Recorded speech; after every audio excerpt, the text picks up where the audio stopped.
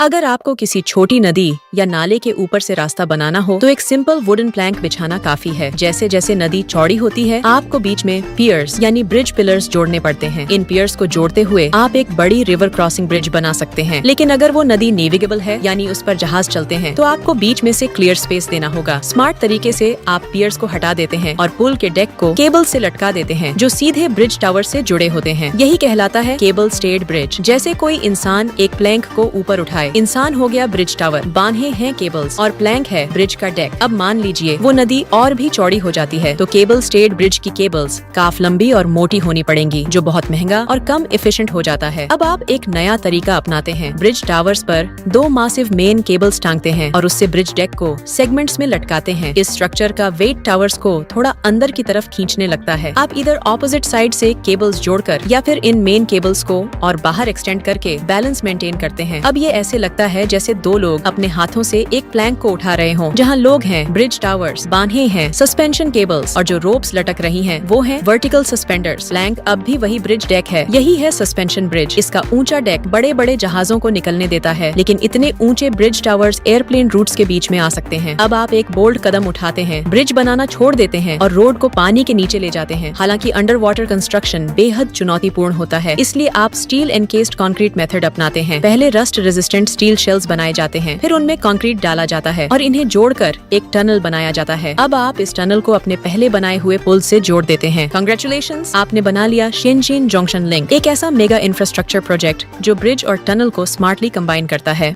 Please like and subscribe.